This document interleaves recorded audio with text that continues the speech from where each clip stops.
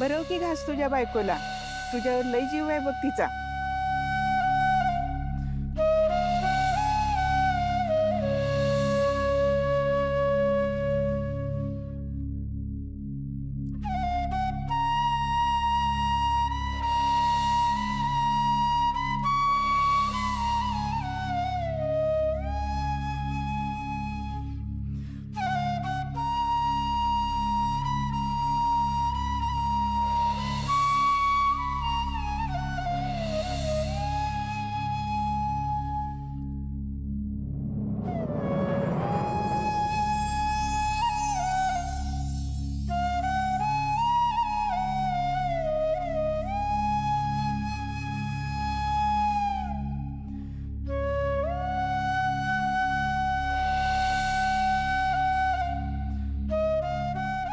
झालं तुझ्या मनासारखं?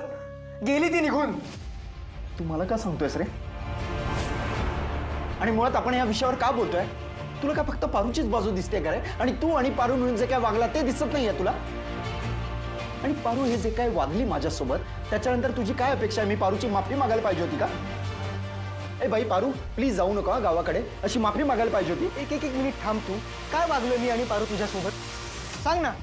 अरे तिने ऐन वेळेस येऊन आपल्या कंपनीचं नुकसान होण्यापासून वाचवलं, त्या बदल्यात तिचे आभार मानायचं सोडून तू चिडलास तिच्यावर. प्रीतम प्लीज यार, तुझी ट्रिक वापरलीस ना, बरोबर पारूचे डोळे स्कॅन झाले. बरोबर मी तुला सांगितलं होतं कुठलाही जुगाड मला चालणार नाही, मला नाही आवडणार ते. आणि यात ना पारूनी तुझी साथ दिली, मला आवडणार नाही हे माहिती असून सुद्धा. तू थांब एक मिनिट. मी कुठलाही जुगाड केलेला नाहीये. हा, मी मान्य करतो की मी तुला सांगितलं होतं की माझ्या डोक्यात अशी काहीतरी आयडिया आहे, पण तू मला म्हणालास तुला नाही चालणार, तर मी नाही केली ती. नाही अरे, पारू जेव्हा रिक्षातून जात होती ना तेव्हा मी तिला बघितलं आणि तेव्हा मला कळलं की ती मुलगी पारू होती. अरे सॉफ्टवेअरने तिचे डोळे कसे स्कॅन केले किंवा काय मला काही माहित नाही, आणि माझं आणि पारूचं काही बोलणंही झालं नाही त्याविषयी. काय बोलतोयस? पण तुला काय फरक पडतो ना आता? गेली ती वेडी होती.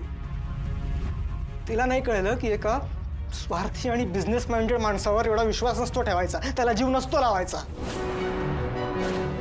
बिझनेस माइंडेड निघालास तो.